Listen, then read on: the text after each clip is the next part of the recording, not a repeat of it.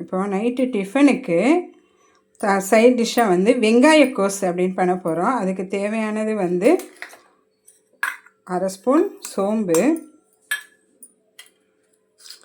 2 spoon பொட்டுக்கடலை, 2 spoon தேங்காய். இதை மட்டும் ஃபஸ்ட்டு அரைச்சி எடுத்துக்கலாம். இப்போது நம்ம சட்டி வச்சு எண்ணெய் காஞ்சிருச்சு. அதில் வந்து ஒரு பட்டை, கிராம்பு, இலை போட்டுடலாம்.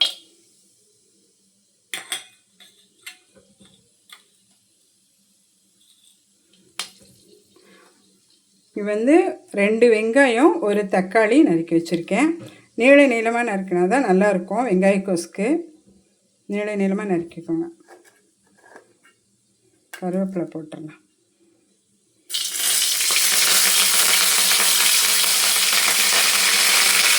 அடுத்து வெங்காயம் போட்டு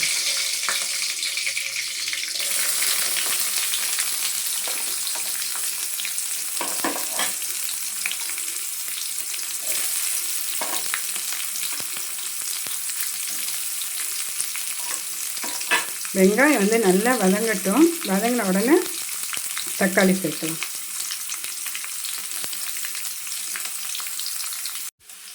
இப்போ நல்ல ஒரு கண்ணாடி பதத்துக்கு வதங்கிருச்சு.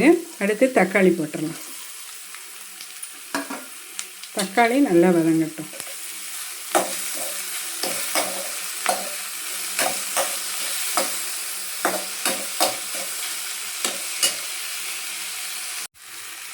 நல்லா வதங்கிடுச்சு. இப்போ மிளகாத்தூள் போட்டுடலாம். 1 டேபிள் ஸ்பூன் எடுத்துருக்கிறேன். மிளகாத்தூள் போட்டுடலாம்.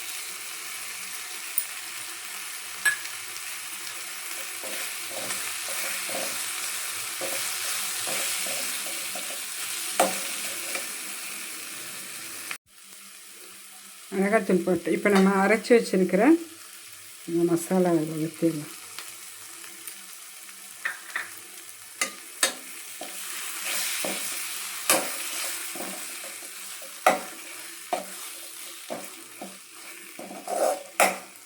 அவ்வளோதான். இதில் தேவையான உப்பு போட்டு முதல்ல நான் கொஞ்சம் தேங்காய் அரைக்கும் போதே கொஞ்சம் உப்பு போட்டேன். ஏன்னா அப்போ தான் அது நைஸாக அரைப்படும் தேங்காய். அதனால் கொஞ்சமாக இப்போ போட்டுக்கலாம்.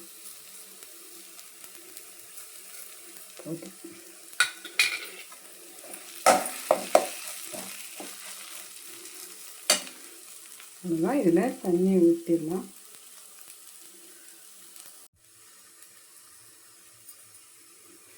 இப்போ அதில் நம்ம கொஞ்சம் தண்ணி சேர்த்துடலாம்.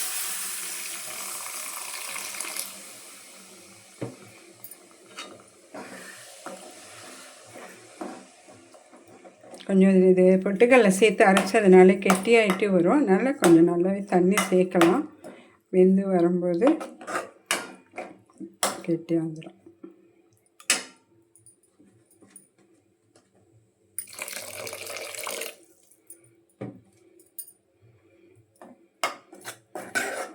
அவ்வளோதான். மூடி போட்டு வச்சிடலாம். கொதிச்சோன்னே இறக்கலாம். வெங்காய கோஸ் ரெடி. அவ்வளோதான், ரெடி ஆயிடுச்சு. லாஸ்ட்டில் கொத்தமல்லி போட்டுட்டு இறக்கிடலாம்.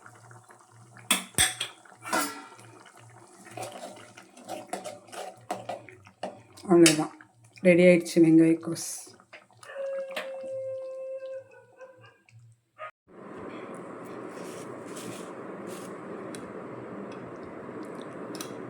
நல்லா தோசைக்கு இப்போ நம்ம தொட்டு சாப்பிட போகிறோம். சூப்பராக இருக்குது. நிச்சயம் இதை நீங்களும் செஞ்சு பாருங்கள். செஞ்சு பார்த்து கமெண்ட் சொல்லுங்கள், ஷேர் பண்ணுங்கள், லைக் பண்ணுங்கள், மறக்காமல் சப்ஸ்கிரைப் பண்ணுங்கள். தேங்க்ஸ் ஃபார் வாட்சிங்.